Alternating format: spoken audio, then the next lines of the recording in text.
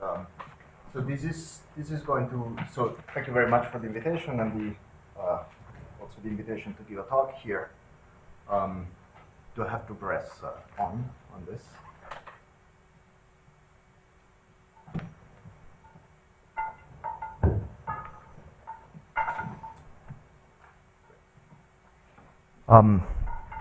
So this is going to be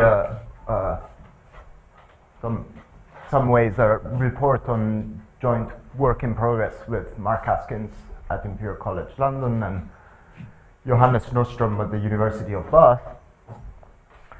So I'm going to discuss some new results, but as it will be clear, this won't be stated in this more general form, and that's the in progress aspect of the talk. So the topic of the talk is going to be a class of complete non-compact G2 manifolds. So let me start. So what characterizes them is the asymptotic geometry at infinity. So let me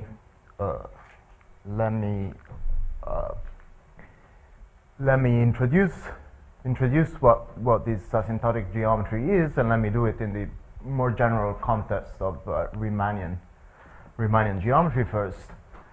So we start with a closed, smooth, n-2 dimensional Riemannian manifold sigma and a circle bundle over it.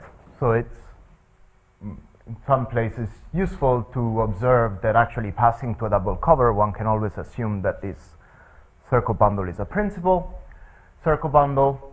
Then we fix a connection 1 form, positive constant lambda, and we look at this following model metric.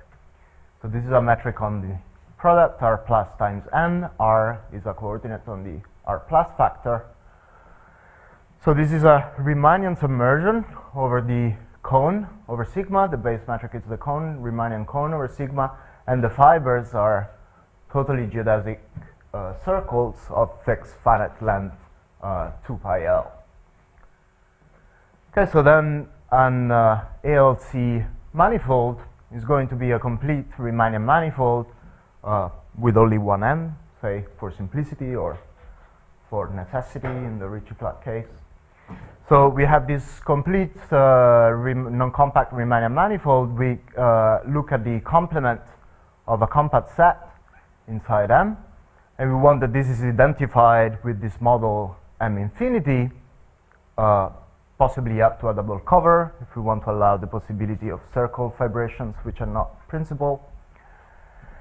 So under this identification, we pull back the metric G on M, and we want that this is asymptotic to this model G infinity with a certain rate nu strictly less than 0 in the following precise sense. Okay, so just a remark on this terminology. So ALC stands for asymptotically locally conical, and I'm using here a terminology that seems to have been introduced in the and used uniformly in the physics literature. Mathematicians are a bit more troubled about what's a good name for this asymptotic geometry. So maybe one thing to point out is that ALC four-dimensional hyperkähler manifold are what are most commonly known as ALF, gravitational instantons. Right. So the idea, as far as I understand, the idea here of ALC is somehow to distinguish. Reserve the acronym ALF for the case when the cone over sigma is flat. Okay, and use this acronym ALC for this more general case, like in a similar way how you talk about ALE manifolds as a special class of asymptotically conical ones. Okay, anyway, let's just stick with this. Okay, so this is the general Riemannian context, and now let me specialize this to G2 holonomy. So of course we know like a good way to express the holonomy reduction to G2 is saying that Actually, the metric is determined by a parallel, in fact, it's enough, closed and co-closed, 3-form phi. So what I'm going to do now is describe a model for this 3-form phi. Okay, so G2 manifolds are 7-dimensional, so we start with a 5-dimensional, smooth, closed 5-manifold, and we ask that this is Sasaki-Einstein, which simply means that the cone over sigma is Calabi-Yau. Okay, so Calle-Ricci flat with trivial canonical bundle. So then we have a conical Calabi-Yau structure on the cone. So this little omega is a Keller form on the cone, and capital omega, that's a holomorphic complex volume form, and they're suitably compatible. Okay, then, so we have this Calabi-Yau cone, we fix a circle bundle over the cone, and we have to fix a connection, and we're going to ask that this connection is Hermitian Mills, which means that the curvature is a primitive 1-1 form. Okay? And then out of this data, we write down this 3-form phi infinity. This is a stable 3-form, so defines a G2 structure on M infinity, and the metric that is induces is indeed the metric G infinity that I wrote before. Okay. So one observation is that, okay, so we're asking for the connection to be Hermitian Mills, so that implies that this phi infinity is co-closed with respect to the metric that it defines, but it's not going to be it's not closed. Okay. So a way to make it close is to add this lower order term. So here, this 1/2 r square eta, that's a primitive for the Keller form on the cone. Okay, so you add this term decay as r to the -1. Can you remind what primitive for the Keller form? Oh, just the d of this is the Keller form. So omega of the cone. Okay, so eta here is a 1 form, nowhere vanishing 1 form of the Sasaki-Einstein 5 manifold. It's the 1 form dual to the Reeb vector field, if you know something about Sasaki-Einstein manifolds. Okay, so we add this term, and now, like based essentially on examples, I'm going to use as a working definition for ALC G2 manifolds, like a complete non-compact manifold with holonomy G2. Outside of a compact set, we have identification with this model M infinity, and the 3-form phi is asymptotic to this form up to lower order terms. Okay. So, of course, it's an interesting question to understand under what condition one has these precise asymptotics. For example, one wonders whether I don't know, if you just ask about volume growth, some condition on the volume growth of geodesic balls, and some decay on the curvature, to what extent, like you can obtain such a precise asymptotic behavior. In any case, so some reasons why we're interested in this class of non-compact manifolds. So there's one immediate reason, is that one could try to imagine to use these ALC G2 manifolds as building blocks to construct sequences of G2 holonomy metrics on compact 7 manifold, which collapse to a Calabi-Yau 3-fold with isolated conical singularities.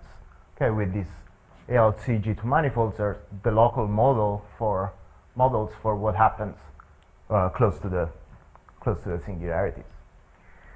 Okay, so well, one certainly motivation to like be more broad is that actually we don't know the existence of Calabi-Yau 3-folds with isolated conical singularities. So more in general, you want to try to understand what are the mechanisms under which 7-dimensional G2 manifold collapse down to Calabi-Yau 3-fold. And in this sense, studying ALC G2 manifolds is a very good, I mean, ALC G2 manifolds are a good place to start studying this. So for example, the fact that we're looking at non-compact example allows to want to look for examples with lots of symmetries. That's forbidden in the compact case. And all of this, of course, is motivated by like work in the physics literature, and somehow this physical interpretation of this collapsing is this duality between type 2A string theory and theory, or maybe rather the other way around. The mathematical interpretation of this duality could be this understanding this collapsing phenomena of G2 manifolds to Calabi-Yau threefolds. Okay, so let me just at least give you one example. So in 2001, Brandhuber, Gomez, Gubner, and Gukov found one explicit example of an ALC G2 manifolds of homogeneity 1. So this is a G2 metric on S3 times R4. The group acting is well, SU2 cross SU2. So the principal orbit are S3 times S3s. They collapse down to the singular orbit S3. Okay, and some of the circle that stabilizes at infinity is the off circle when you think of R4 as the circle fibration over R3 via the Hopf projection. So in their paper, so they found this one explicit example, and well, actually then up to scale is a one-parameter family of explicit examples, but they also argued that there should be a two-parameter family of deformations of this, and this was later showed by Bogoyavlenskaya analyzing the relevant ODE system. Okay, so this family of ALC G2 metrics has been called the B7 family. I'm not really sure where this name come from, and okay. Anyway, so so we have this family. So it's, let me just comment on these two parameters. I mean, their geometric significance is very clear. So one parameter tells you what's the size of the zero section. So this is a metric on, again, S3 times R4. So one parameter tells you what's the size of this S3, and the other parameter fixes the length of the circle at infinity. Okay, this asymptotic length of the circle at infinity. Just to understand, your circle that you added to single dimensional in the previous. Yeah. Where is this circle? So the circle is when you think. So when you think of this as, so actually you look at this, you take out the zero section, and this is by doing the Hopf fiber-wise Hopf projection, you get a circle fibration over the, well, S3 times R3 outside of the zero section again. Is it the circle of the Hopf fibration? Yeah. So this.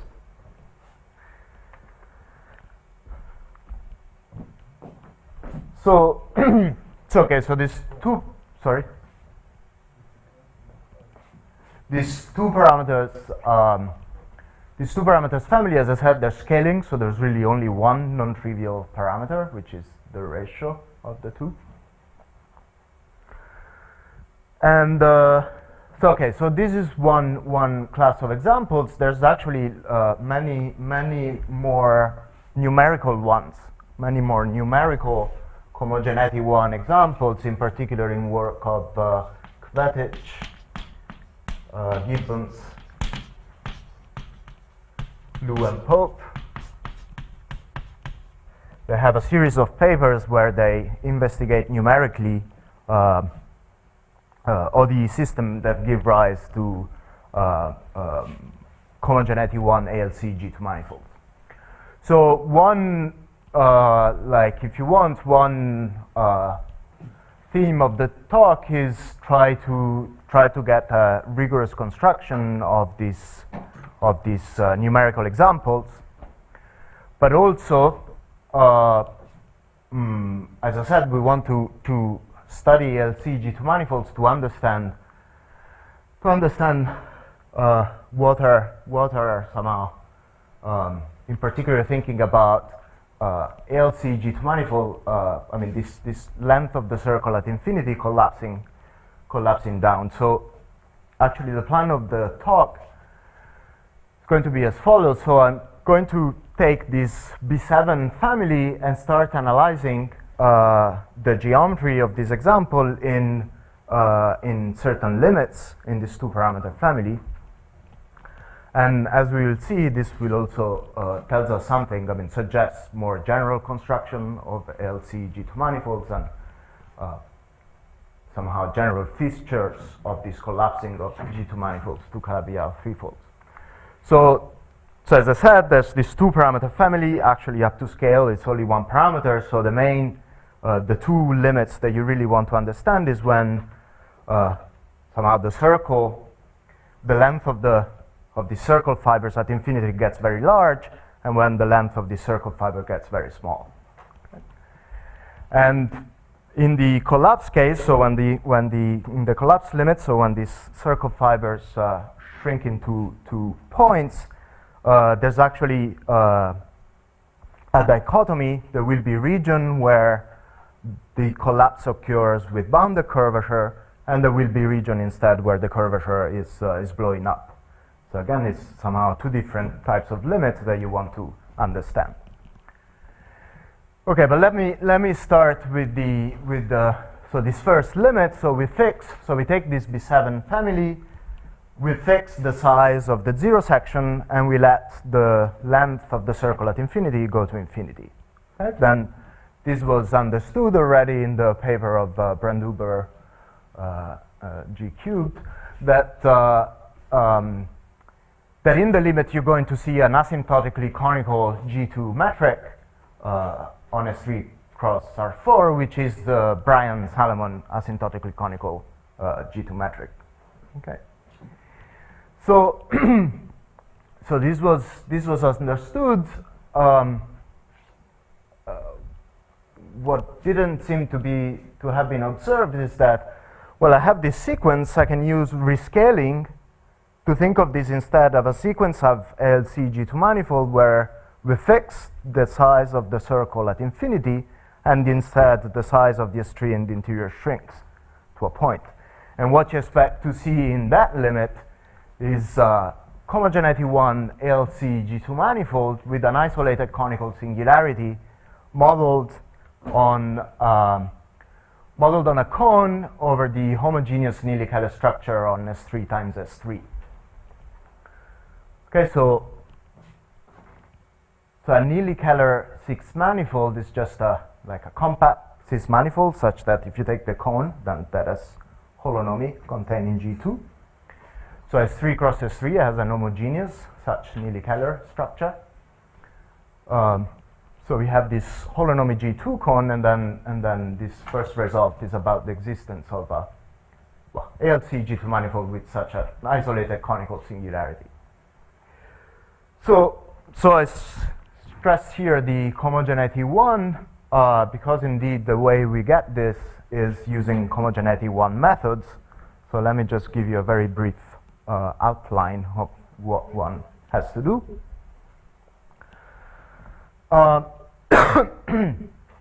So the first, the right, somehow a good framework to study homogeneity 1 G2 manifolds was given by Hitchin. So you have there's a dense open set in your homogeneity 1 manifold, which is described by a cylinder, like a one-parameter family of hypersurfaces, which are homogeneous space. In this case, they're just product of 2 3 spheres. And then on this large dense set, you can write the 3 form in this way. So here T is an arc length parameter along a geodesic that meets every orbit orthogonally. And omega T and big capital omega T, this defines a one parameter family of invariant half-flat structures on SU2 cross SU2. So what this means is, well, first of all, the pair define an SU3 structure. So little omega T, this is a non-degenerate 2 form. Capital omega, that's a complex volume form, and they're suitably compatible to define a reduction of the structure group of the tangent model to SU3. And then half flat means that the square of omega is closed and the real part of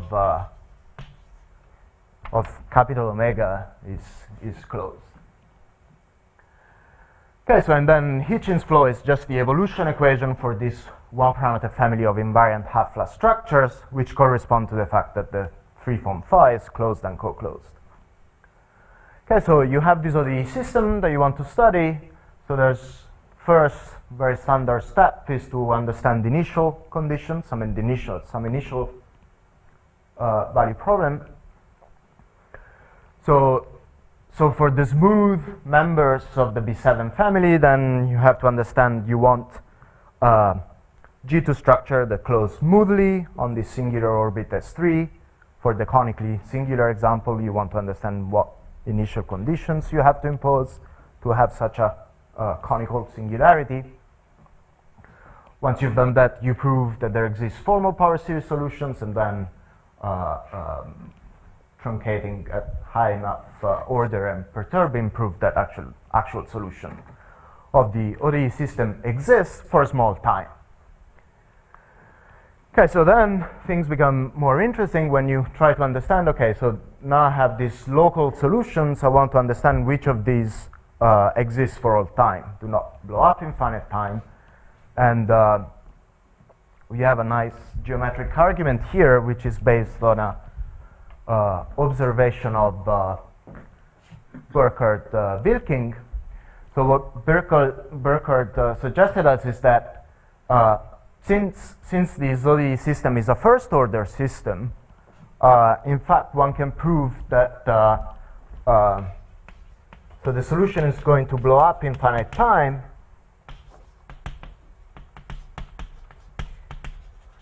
if and only if the mean curvature of these hypersurfaces, T equal constant, is blowing up to minus infinity at the finite at the blow up time. Okay. So and now what's happened in this B7 family and the conically singular limit is that the initial conditions force the solution to start inside an open set of the modular space of invariant half-flat structures. And this open set has the property that one solution are inside cannot go out. So the vector field defining the ODE system points in the interior at the boundary of this region. And inside the region, the mean curvature has to be positive. Okay.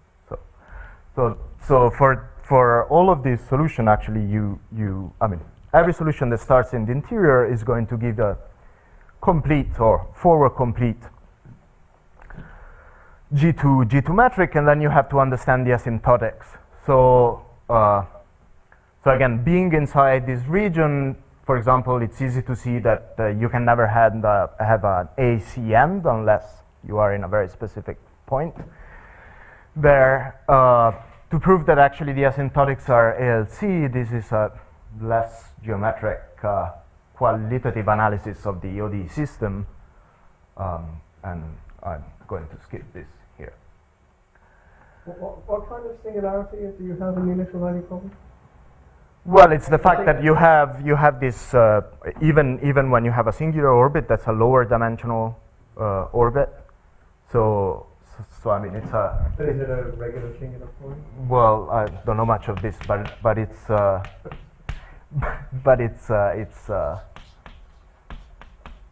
plus smooth. it's only system that take the following form. And C Because- equals 0 as opposed to Yeah, and close to t equals 0. Yeah. you have non-integral powers, probably, do you, depending on... Sorry. You have non-integral powers, probably. No. Oh, okay. No. Right. For the, I mean, for the smooth, yeah. So for the conically singular, yes, there's non-integrable powers. Where is the singular IVP? Is it at 0 or t and infinity? So where is it at t equals 0? I did that one. T equals 0. Equals 0. Yeah. Yeah, you start from either this S3 or this singular point.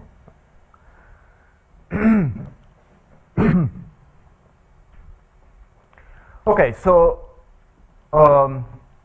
so there's various reasons. These examples, we think it's an interesting examples. So one such reason is that, for example, once you have the isolated conical singularity, you can think of smoothing it out to get some smooth examples. So there's this. Then you want to use Bryan-Salomon's asymptotically conical G2 metric to carry out this smoothing, to smooth out the singularity. So it's understood actually. Karajannis studied the much more complicated compact case. So you have a compact G2 manifolds with isolated singularity modeled on this cone over S3 cross S3. Then there's actually three possible ways in which you can smooth out the singularity. So they're distinguished essentially by the homology class of the vanishing cycles. So you represent the singularity with an S3 and the homology class of that S3 that varies in three different ways. But in the non-compact case, in general, there are going to be obstructions to smooth out the singularity. So Could you repeat what I mean by smoothing out? So you have the singular set and you fluent. yeah, you have this singular point, Yeah.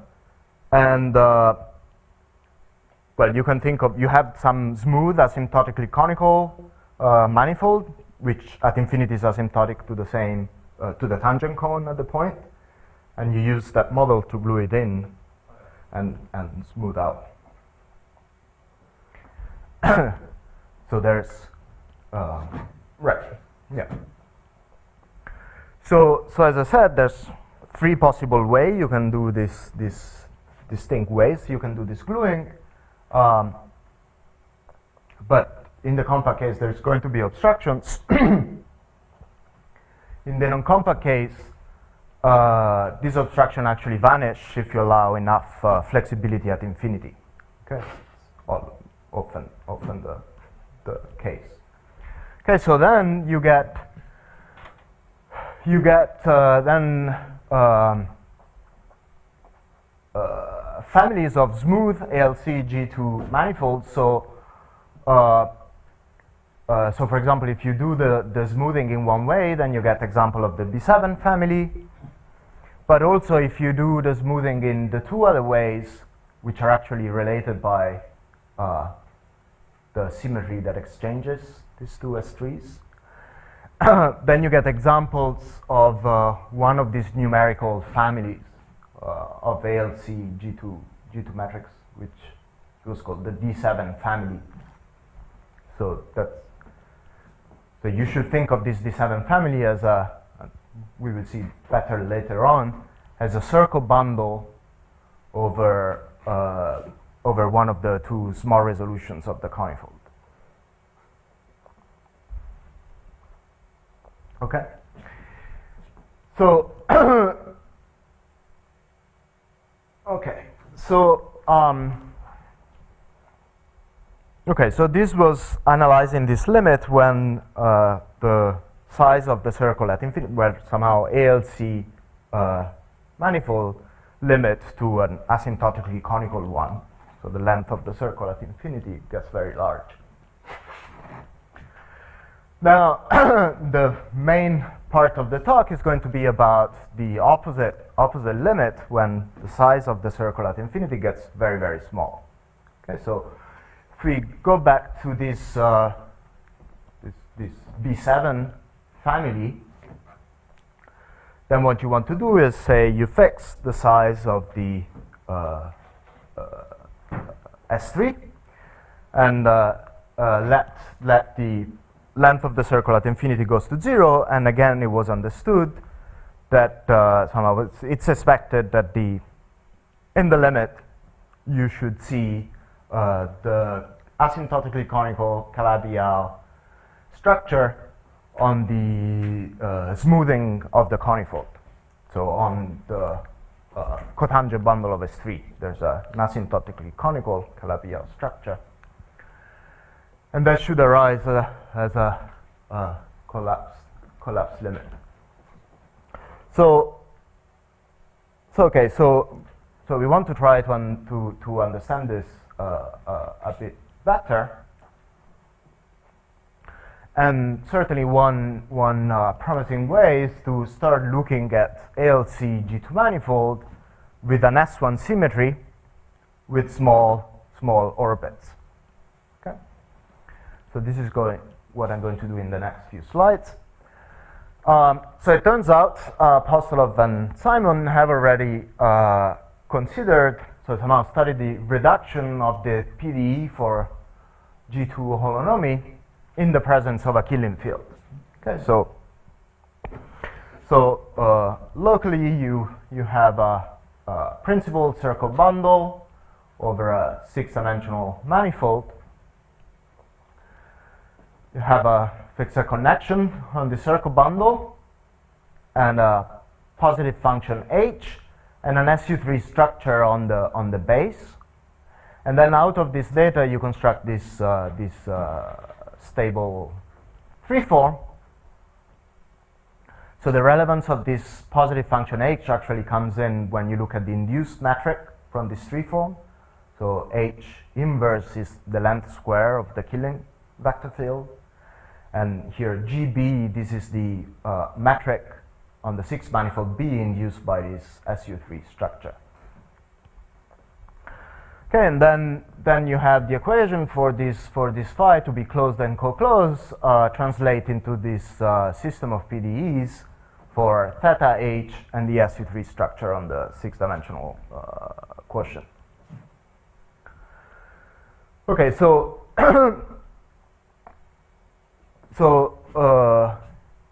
it is when you have these equations, it doesn't look very easy to construct solutions of these unless you make some extra assumption. For example, Postolov and Salomon consider the case when, well, we have, so B6 now has a symplectic has a symplectic structure, and this complex volume form also defines a compatible almost complex structure.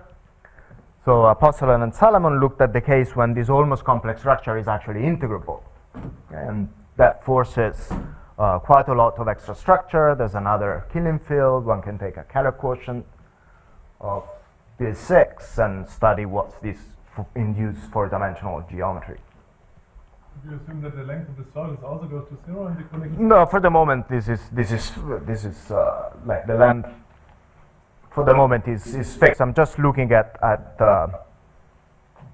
G2 matrix with an S1 symmetry. Yeah, and the length can do anything.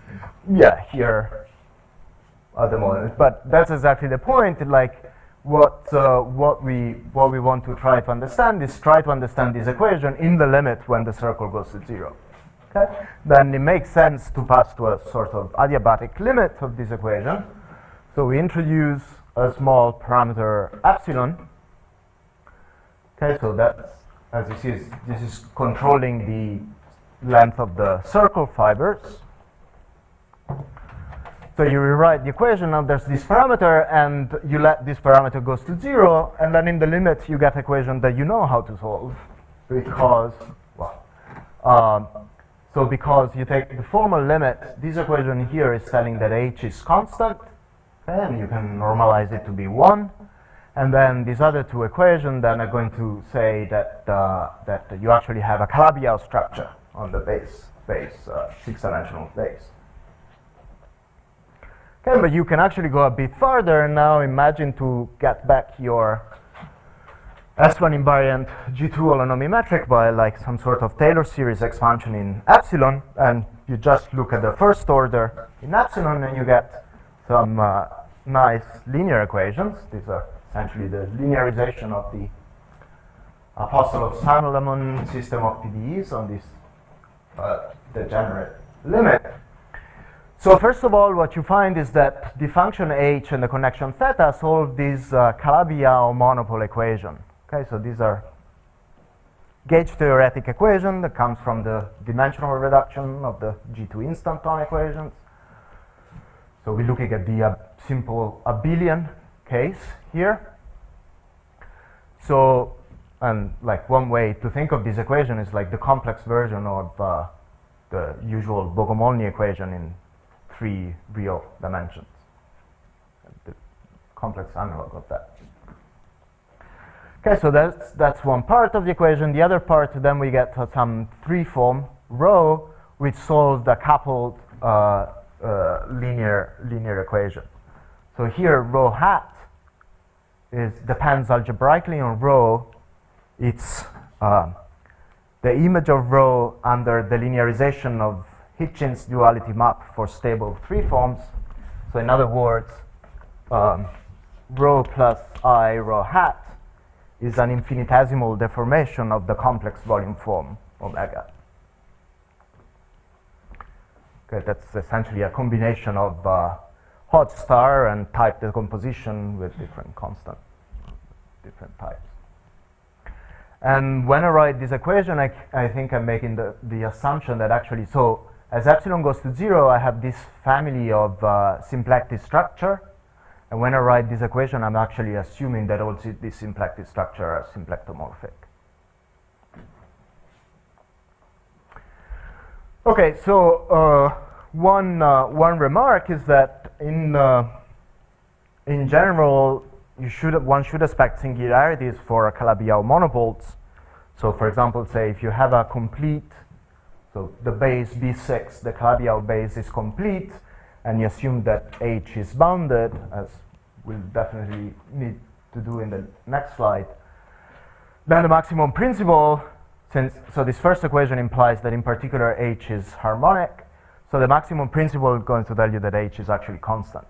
Okay, so there's a special case of this equation is when H is constant, then this equation just becomes the Hermitian-Mills, the equation tells you that theta is a Hermitian-Mills connection. So primitive 1-1 form. Okay, so if you want H not bounded, then you have to allow singularities, and it makes sense to think about Dirac type singularities along a special Lagrangian submanifold. Okay, so you look for a solution where H, this harmonic function H, blows up like 1 over the distance from the special Lagrangian.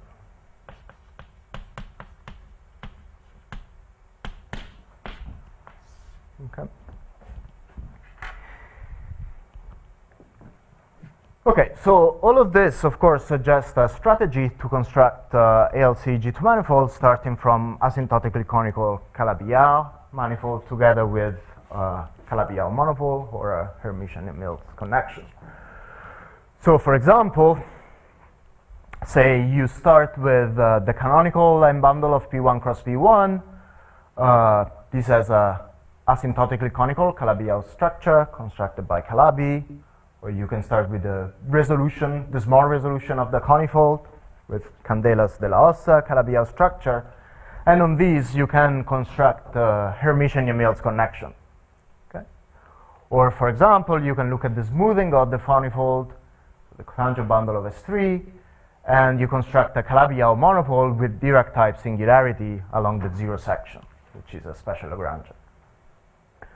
Okay, so once you do this, well, you have to also take care of solving this equation for the 3 forms, but you can. And what you get is actually a closed G2 structure on a relevant circle bundle with torsion, which is small, it's order epsilon square. Okay.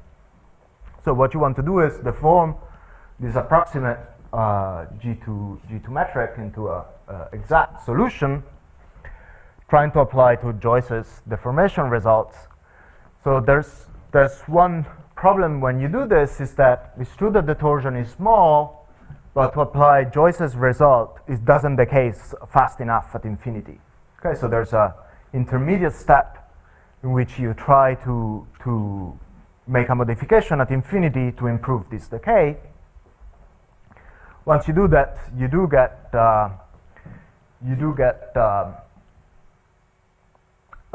okay, you can apply Joyce's deformation result and perturb your approximately G2 metric into an exact solution.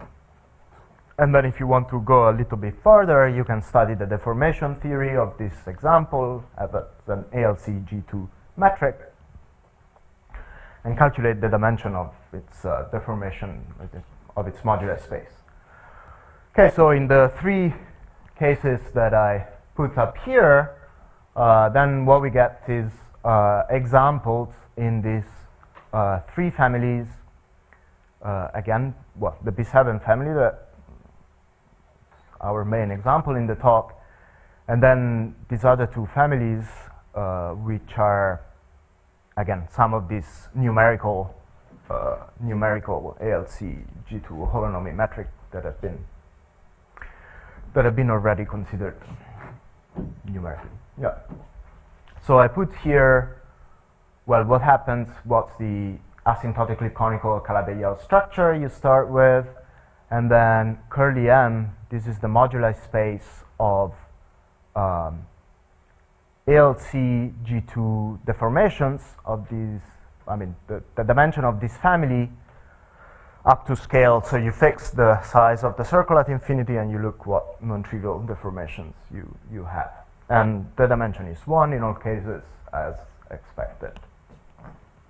And the rate here, sorry, is the rate of decay of these ALC G2 matrix to the model phi infinity that I had on one of the first slides. So you Yeah. perturb infinity in order to get better decay? Sorry? You perturb infinity to get better decay, but can you then only apply Joyce's construction at infinity, or can you apply it everywhere on the metric? No, everywhere. Everywhere. Yeah. So you need, I mean, to apply Joyce's result, you need somehow the torsion to write d star of phi at d star of a form which is in L2, and that's what's not happening at the start. So you just have to run somehow by hand a couple of times the iteration until you correct the error at infinity so that it's in L2 in this sense, and then you run. Lorenzo, what's the middle example? K P1 cross P1? That's the canonical line bundle of P1 cross P1 with Calabi's metric. So P1 cross P1 with its Keller-Einstein metric. Then you look at canonical line bundle metric. So one clear observation here that this is of course much more general. Like for example, you could, instead of starting with P1 cross P1, we can start with any other Keller-Einstein del Pezzo. So what stopped me to write some more example is the second step. So the second step at the moment we don't have a very systematic way of doing it. So we can do this in these cases by hand, but I've been working on the more general case. Okay, so I had a slide here with little bit more about the deformation theory, but I'm going to skip this for the moment. And instead move on to the last section. So, so we're looking at these ALC G2 manifolds which collapse down to an asymptotically conical Calabi-Yau. Now, somehow mirroring this distinction between Calabi-Yau monopoles which are actually Hermitian-Emil connection and Calabi-Yau monopoles with singularities, there's the distinction between cases in which this collapse occurs with bounded curvature and cases in which instead the curvature is concentrating somewhere. Okay, so there's a general theory to understand Riemannian metric which are collapsing with bounded curvature, and somehow that theory suggests that what I was doing before, thinking about circle invariant G2 holonomy metric, makes a lot of sense. But when the curvature concentrates, we want to try to understand a bit better what's happening there. And this is connected to somehow the observation, somehow the belief in the physics literature, so already, for example, in Branduber, Gomez, Gubner, and Gukov, that this B7 ALC G2 matrix should be thought of some sort of fibrations of Taub-Knot spaces over S3. I mean, that's of course clear topologically, but that there should be also some metric interpretation of that. So what we found is the right way to understand this precisely is using ideas that appeared in this recent paper of Donaldson on adiabatic limit of coassociative fibrations. So what Donaldson is looking at is G2 manifolds which are K3 fibrations over a three-dimensional base. So Donaldson imagines that you have a sequence of such G2 metric where the fibers are shrinking to points. Then you pass to adiabatic limit by rescaling in fiber direction, and you get some limiting equations, which are these adiabatic limit equations. So in this adiabatic limit, the fibers really are endowed with hyperkähler structure, and somehow the most difficult part in solving Donaldson's equation is to find the right map from the base 3 manifold into the moduli space of hyperkähler structures on the fibers. So we want to do something similar, but now our fibers are going to be Taub-Knot spaces, and here things are going to be much simpler because up to scale Taub-Knot has no hyperkähler deformations. So what we're going to do is the following. So we start with an oriented Riemannian 3 manifold and spin bundle S. So then pull back from the frame bundle, we have the tautological R3 valued 1 form and the Levi-Civita connection, which I'm going to think as triples of 1 forms on S. So this is going to be the base of this fibration. Then the fibers, we're going to take hyperkähler form manifolds which are acted isometrically by SU2, and this action rotates the complex structures compatible with the metric. Okay, so if you insist to have complete examples, then there's only 3 possibilities. Either you have flat, the flat metric on R4, or the Taub-Knot metric on R4, or the Atiyah-Hitchin metric. Okay, so since actually there's this homogeneity one action, then there's this up to a finite cover, there's a dense open set inside this 4-dimensional manifold, which you identify with just a cylinder R plus times SU2, and essentially I'm going to work on this cylinder.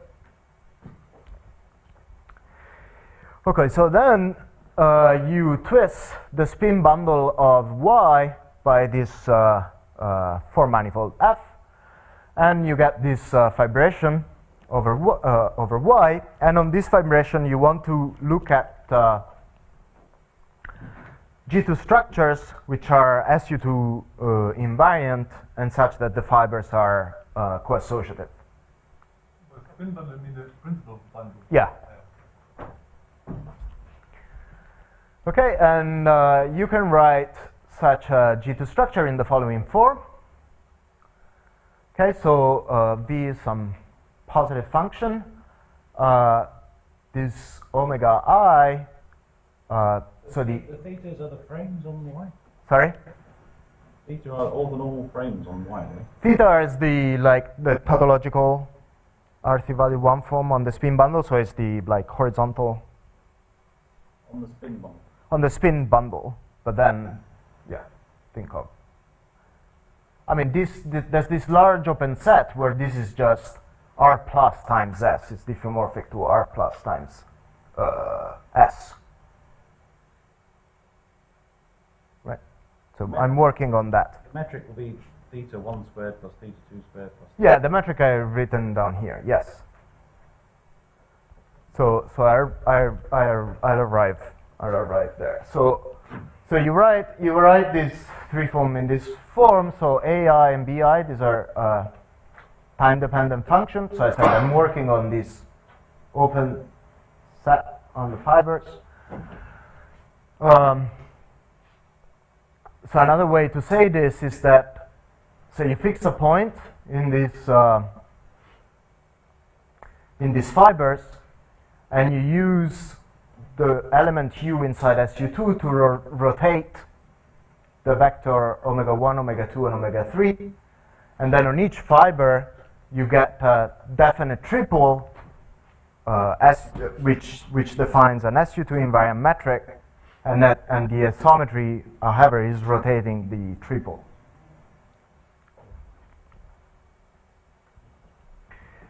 Okay, so so the metric induced by this three form I was asked is the following one. So here, GY, this is the metric on Y, theta 1 square plus theta 2 square plus theta 3 square.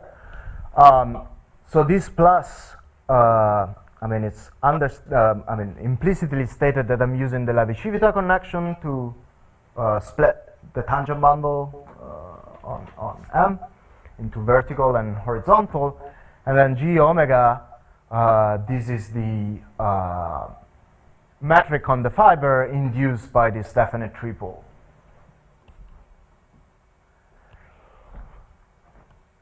Okay. Okay, so we have this three form, and now we want to understand when this is closed and co-closed. So use a little bit of differential geometry of fibrations. So the differential forms of M you decompose into types, where type PQ, forms of type PQ are this one. So these are pullback of Pth form on the base, and then section of the bundle of, the qth exterior differential of the vertical tangent bundle of the fibration. And then you can, according to the splitting, you can decompose the differential into three pieces. There's a fiber, differential along the fiber. There's a horizontal differential that depends on the connection that we've chosen, in this case the Calabi-Yau connection, and a curvature term. Okay. So, and then, for example, if you ask that the fact that phi is closed, you decompose in two types and you have three equations. Okay. And you want to try to understand this. So we have this parameter epsilon, so we go to the limit epsilon goes to 0, which corresponds to this fiber collapsing, shrinking down. Oh, yeah.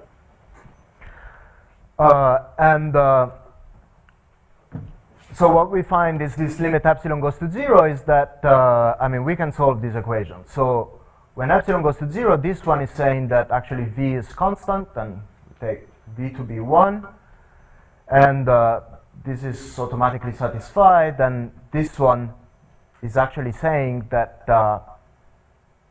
this rotated triple is now hyperkähler.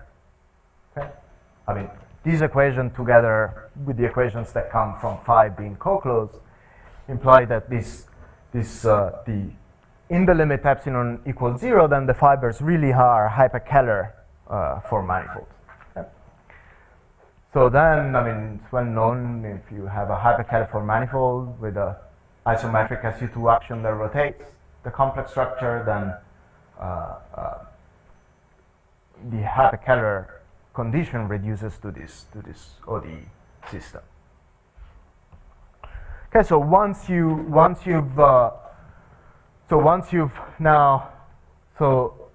by choosing either flat R4 or Atiyah Hitchin or Taub-Nutt, then we get solution of the limiting equation when epsilon equals 0, and once we've chosen this hyperkähler structure, we can actually make phi 0 closed by trying to solve this equation, right? So, and the necessary condition to solve this equation, of course, is that df of this expression here is 0, and that's actually always happened, and that's equivalent to the second Bianchi identity for the curvature of the 3 manifold Y. Okay, and since the fibers have B1 equals 0, we can solve this equation, and the upshot is that you get a closed G2 structure on this fibration. Okay, so how's this? Some comments on this. So the first one is that, so a very special case, you take the 3 manifold to be around 3 spheres and the fibers to be flat R4. Then actually this closed G2 structure that you write down is also called closed, and it's actually coincide with Brian-Salomon asymptotically conical G2 structure on the spinor bundle of S3. When the fibers are Taub-Nutt, then this looks like a good model for understanding G2 structure that collapses down to a Calabi-Yau with singularity concentrating along a 3-dimensional submanifold. So for example, if you look at this B7 family, then you fix the size of this 3, let the parameter determining the length of the circle at infinity goes to 0, concentrate attention in a neighborhood of the singular orbit, do this fiber-wise rescaling, you can indeed prove that in the limit you do obtain this solution of this Donaldson's adiabatic limit equation obtained by looking at a Taub-Nutt fibration over S3. Okay, and moreover, once you do this perturbation to construct a closed G2 structure phi epsilon on the same fibration, then that matches exactly with the leading order term of the closed G2 structure that you obtain by out of a Calabi-Yau monopole on the smoothing of the conifold with Dirac type singularity along the special Lagrange. And yeah, sure. Oh, sure. Yeah, good.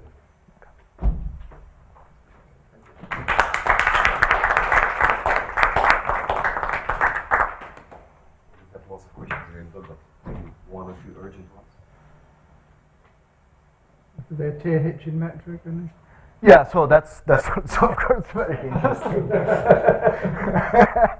And that's what you would think is going to be relevant when you try to understand G2 metrics that collapse to the quotient of a Calabi-Yau threefold modulo and anti-holomorphic involution and curvature concentrating along a special Lagrangian fixed point set of the involution, which seems to be what physicists call the Norrientifold. Let's thank Lorenzo again. Thanks.